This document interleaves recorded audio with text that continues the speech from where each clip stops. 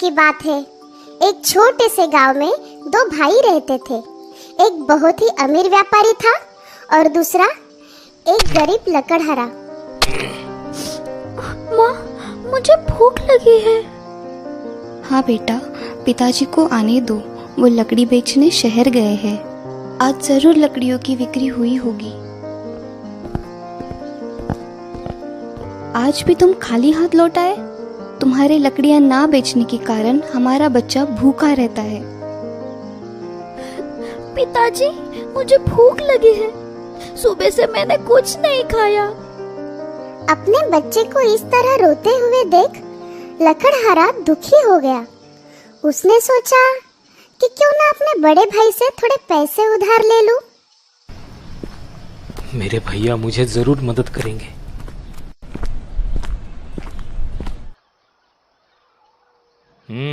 फिर आ गए तुम। अब क्या चाहिए तुम्हें? भैया, क्या आप मुझे थोड़े पैसे उधार दे सकते हो? मेरा बच्चा सुबह से भूखा है और आज मैं बाजार में एक भी लकड़ी नहीं बेच पाया। तुम एक आलसी इंसान हो जो मेहनत नहीं करना चाहता। तुम ये झूठी कहानी बनाना बंद करो। मैं सच कह रहा हूं, मेरा यकीन कीजिए। मुझे तुम्हारी कोई बात नहीं सुननी। निकल जाओ मेरे घर से। लकड़हारा अपने घर खाली हाथ वापस नहीं जाना चाहता था, इसीलिए उसने सोचा क्यों ना जंगल में जाकर थोड़े से फल ढूंढ कर ले आए। जंगल में खाने की तलाश करते हुए उसने एक बूढ़े आदमी को देखा जो लकड़ियों का गट्ठा उठाने की कोशिश कर रहा था। सुनिए, मैं आपकी लकड़ियां उठाने में मदद कर देता हूँ।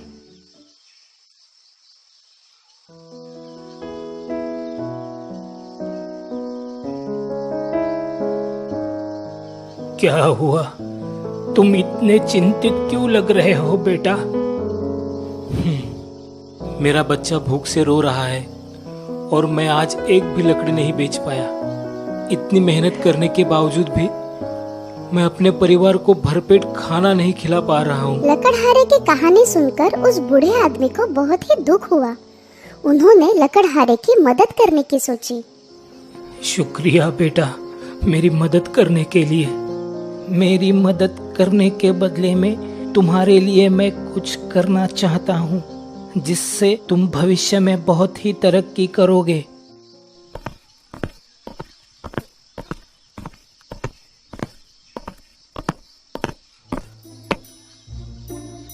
मैं तुम्हें ये रोटी की टोकरी दे रहा हूँ।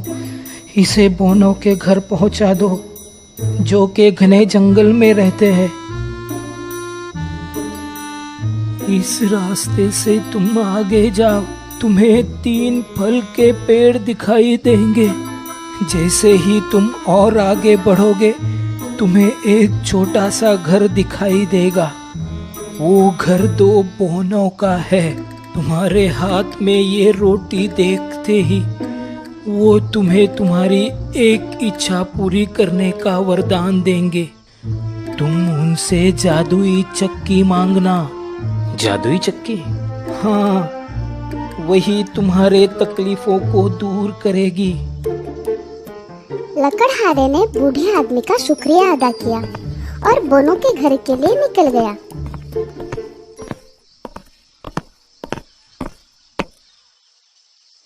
पर जैसे ही वो उनके घर पहुंचा, बोने उस पर आग बबूला हो गए।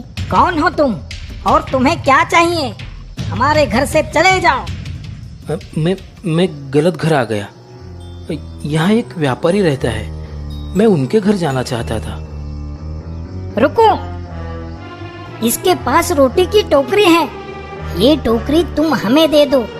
मैं ये रोटी नहीं दे सकता, ये मेरी मेहनत का फल है। तुम हमें ये टोकरी दे दो, हम इसके बदले में तुम्हें बहुत सारे पैसे देंगे। नहीं, मुझे पैसे नहीं, वो चक्की चाहिए। बोनों ने लकड़हारे को जादुई चक्की दे दी। ये एक जादू की चक्की है।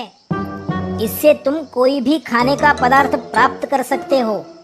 पर जैसे ही तुम्हारी इच्छा पूरी हो जाए, इस चक्की को लाल कपड़े से ढकना भूलना मत, अन्यथा इसका अंजाम बहुत बुरा होगा। जैसे ही लकड़हारा अपने घर पहुंचा, उसने देखा कि कि उसकी पत्नी और उसका बच्चा उदास बैठे थे।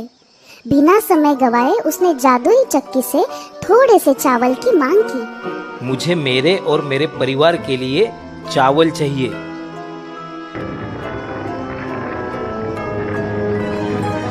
और उस जादुई चक्की ने उसकी ये मांग तुरंत पूरी कर दी।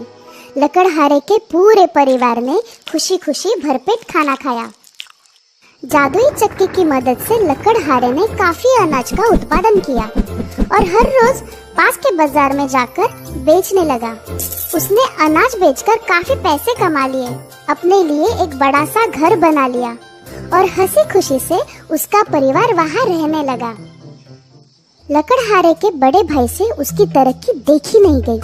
वो किसी भी हाल में उसकी तरक्की का रहस्य जानना चाहता था। तुम्हारे इस राज को मैं आज जान ही लूंगा और तुमसे ज्यादा अमीर बन जाऊंगा।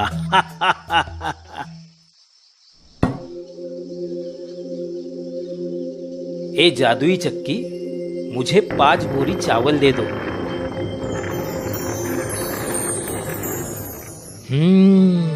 तो ये कमाल जादुई चक्की का है। इसे चुरा कर तो मैं बहुत सारे पैसे कमा सकता हूँ। लकड़हारा जैसे ही बाजार के लिए निकला, बड़े भाई ने मौका देख जादुई चक्की चुरा ली। चलो, हमें ये शहर छोड़ के जाना होगा। भाई अपने बीवी बच्चों के साथ जादुई चक्की चुराकर दूसरे शहर में भागने लगता है। बीच रास्ते में भी जादुई चक्की चलाने का मोह वो रोक नहीं पाता।